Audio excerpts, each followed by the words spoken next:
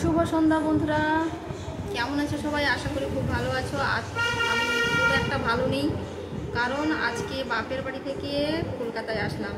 তো এতদিন বাপের বাড়িতে ছিলাম, অনেক ভিডিও শ্যুট করলাম, তোমাদেরকে দেখালাম। এখন আবার কলকাতায় চলে এসেছি। সকাল থেকে কোনো লং ভিডিও বানাতে পারিনি, তো এডিট করা অনেক কিছু ঝামেলা আছে, ছাড়বো। কিন্তু এখন আমি তোমাদেরকে একটু কথা বলে নিই। আজকে সারাদিন কী করেছি, সারাদিন কীভাবে আসলাম। সারাদিন আজকে এত জার্নি হয়েছে, সকাল থেকে বেরিয়েছি। বাচ্চা, বিশেষ করে বাচ্চা নিয়ে কলকাতাতে আসা, এত কি বলবো তোমাদেরকে, তোমরা বুঝতেই পারছো। যাদের বাচ্চা আছে, যাদের ছোট বাচ্চা, তাদের যে কত সমস্যা। তার ছোটো বাচ্চাকে নিয়ে ট্রাভেল করা প্রচণ্ড কষ্টকর। তো সকাল 8টা থেকে বেরিয়েছি। তো 8টা থেকে বেরিয়ে টোটো ধরে আমাদের বাস স্ট্যান্ডে আসলাম। বাস স্ট্যান্ডে অনেকক্ষণ ওয়েট করলাম, কোনো বাস নেই। তো আর একটা বাস পেলাম। তারপরে সেই বাসটা আসলো আমাদের হেড়িয়া থেকে আমি একটা বাস পেলাম। ও রাস্তায় আস্তে আস্তে আবার একটা কথা বলি, রাস্তায় আস্তে তো আমার মেয়ের আবার পেটের ব্যথা শুরু হয়ে গেছে। পা যন্ত্রণা, পেটের ব্যথা, বাচ্চা তো আরও পেটের ব্যথা। তা এমনিতে বাচ্চা, তারপরে আবার তার শরীর অসুস্থ, পেটের ব্যথা শুরু হয়ে গেছে। তো যাই হোক, হেড়িয়াতে পৌঁছে আবার একটা এসি বাস ধরলাম। এসি বাসে আসলাম যদিও, কিন্তু তার পেটে ব্যথা হচ্ছে। কোনোরকম ওকে বেস্ট মিল খাইয়ে, আর যেটা চাইছে সেটা দিয়ে, বিস্কুট দিয়েছিলাম, চিড়ে ভাজা দিয়েছিলাম, ওইগুলো খেয়ে ও দেখছি ঘুমিয়ে গেছে। প্রায় 1 ঘন্টা মতো ঘুমিয়েছে।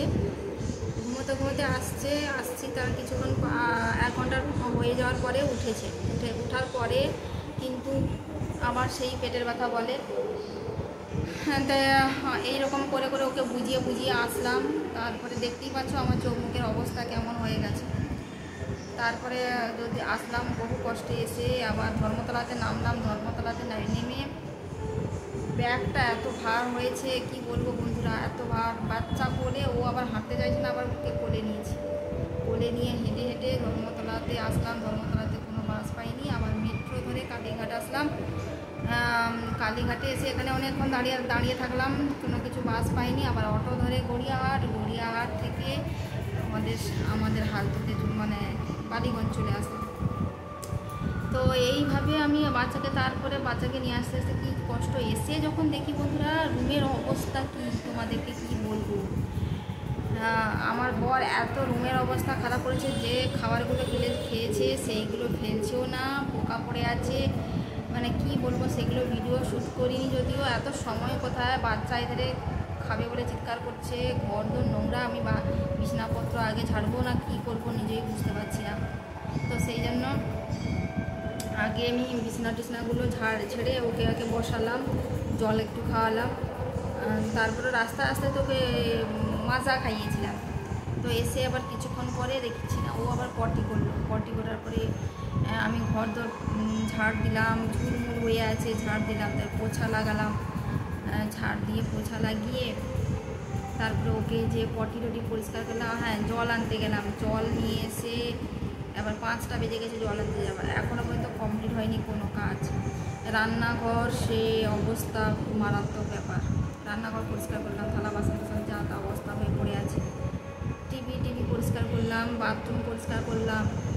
জামা কাপড় ওরা সার্ফ করেনি, সার্ফে দেয়নি, সার্ফে চুবিয়ে আমি আবার পরিষ্কার করলাম। যাচ্ছা তাই অবস্থা বন্ধুরা, কি বলবো। আর ব্যালকনি এত নোংরা করে রেখেছে, সে ভাববার নয়। কোনটা করবো না। তো যাই হোক, আমি এখনও পর্যন্ত স্নান করিনি, সেই সকাল থেকে বেরিয়েছি। বাচ্চাটাকেও স্নান করাইনি। ওকে ভাবছি এত রাত হয়ে গেছে, এখন আর স্নান করবো না। আমি করবো, কিন্তু ওকে করাবো না। কিন্তু ওকে সকাল থেকে সেই একটুখানি ভাত খাইয়ে দিয়েছিলাম, এখনও পর্যন্ত ওকে ভাত খাওয়াইনি। এবার আমি স্নান করে ওকে একটু ভাতটা চাপিয়ে দিয়ে আলু সেদ্ধ মতো আর ডাল সেদ্ধ করে ভাতটা আপাতত খাবো। আমি সকাল থেকে কিচ্ছু খাইনি। তারপরে এইগুলো করতে সময় চলে গেছে, আর ভিডিও ছাড়ারও সময় নেই, লং ভিডিও ছাড়ানোর সময় নেই। তো সেই জন্য ভাবলাম যে এই কথাগুলো তোমাদের সঙ্গে শেয়ার করে দিই। দেখতে থাকো ভিডিওগুলো, যদি ভালো লেগে থাকে একটু কমেন্টস করো, পাশে থাকো বন্ধুরা। Bye bye.